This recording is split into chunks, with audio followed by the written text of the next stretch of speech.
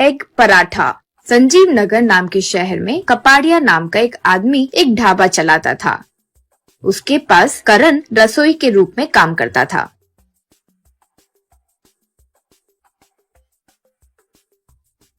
एक दिन करण करी बना रहा था तो कपाड़िया उसके पास आकर करी का स्वाद चख कर, करी तो स्वादिष्ट है, बाकी के आइटम्स भी अच्छे से बना रहे हो ना, अच्छे से बनाओ, लेकिन कल से मैं तुम्हें जो सामान दे रहा हूँ उन्हीं से खाना बनाना होगा। तुम जो सामान लाते हो वो कोई काम का नहीं आएगा, ठीक है ना? यूं कहा करण। ठीक है। यूं कहा। अगले दिन से कपाड़िया कम दाम पर ही मिलावटी सामान लाकर करण को देने लगा। कुछ दिन वो इस्तेमाल करने पर करण को ठीक नहीं लगा तो एक दिन कपाड़िया से, आप जो सामान ला रहे हैं उससे खाना स्वादिष्ट तो नहीं बनेगा, साथ ही साथ कस्टमर की सेहत भी खराब हो रही है। यूं कहा। तब कपाड़िया, मेरे लाए रेशन पर खराब नाम डाल रहे हो और तो और कस्टमर्स की सेहत तो खराब हो रही है, ऐसे बोल रहे हो? चुपचाप मुंह बंद करो और काम करो, नहीं तो निकल जाओ। यूं कहा करण। मैं ये सामान के साथ यहाँ काम नहीं कर सकता हूँ, निकल रहा हूँ मैं यहाँ से। कहकर वो ढाबा छोड़कर चले गया। करण घर पर दुखी होकर चुपचाप कुछ सोचते हुए बैठा था। उसके पास उसकी माँ उमा आकर, क्यों रे ऐसे हो, क्या हुआ, क्या सोच रहे हो, यूं पूछी। तब करण, मेरी नौकरी चली गई माँ।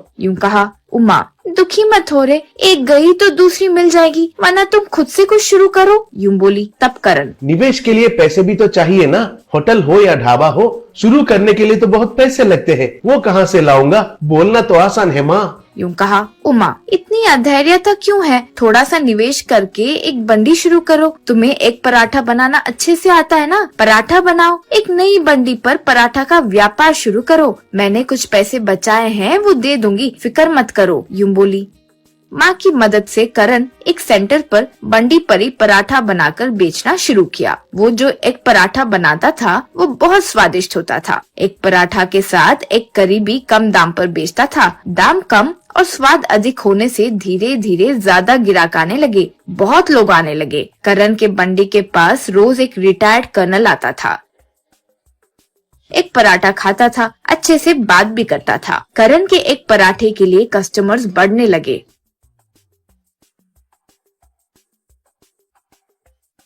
कपाड़िया को करण का यूं आगे बढ़ते देख बिल्कुल पसंद नहीं आया। करण का नाश करना होगा यूं सोचकर करण का एक पराठा एक करी बहुत खराब है यूं प्रचार शुरू किया। वो स्वाद के लिए अंदर कुछ मिलावट करता है और वो सेहत के लिए हानिकारक है, ऐसे भी कहने लगा।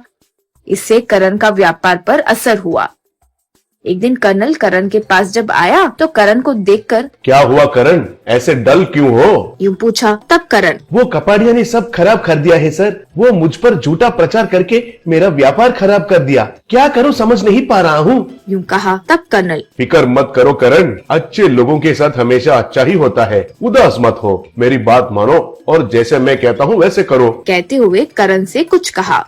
फिर अगले दिन से करण अपने पराठे बंडी पर एक बोर्ड लगाया। उसके ऊपर लिखा था कि आप जो पराठा खा रहे हैं उसका स्वाद और क्वालिटी देखकर आपके हिसाब से ही पैसे डब्बे में डालिए, यूं लिखा था। तब से करण उसके पास एक पराठा एक करी मिलाकर खाने वाले लोगों से हो या पराठा खाने वाले लोगों से कभी पैसे नहीं लेता था। खाकर लोग उनके हिसाब से ही डब्बे में पैसे डालते थे। गरीब लोग बिना पैसे डाले खाकर चले जाते थे, तब भी करण उनसे कुछ नहीं कहता था। कुछ लोग तो पराठे के दाम से ज्यादा ही डालते थे। फिर से करण के एक पराठे के ग्राहक बढ़ गए।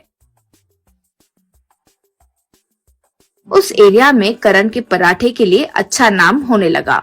करण एक पराठा का स्वाद बहुत फेमस हुआ और गांव में या पड़ोसी नगर में भी नाम बढ़ने लगा। इससे करण जल्द ही अच्छे से कमाने लगा। एक ढाबा भी शुरू किया। उस ढाबे पर भी एक बोर्ड लगा रखा था। उस पर भी ऐसे लिखा था कि आप जो पराठा खा रहे हैं उसके स्वाद और शुद्धता के हिसाब से आप ही पैसे तय करके डब्बे में डालिए। ढाबा भी अच्छे से चलने लगा। करण की तरक्की से कपाड़िया के ढाबे का दिवाला निकल गया और कपाड़िया गांव छोड़कर चले गया।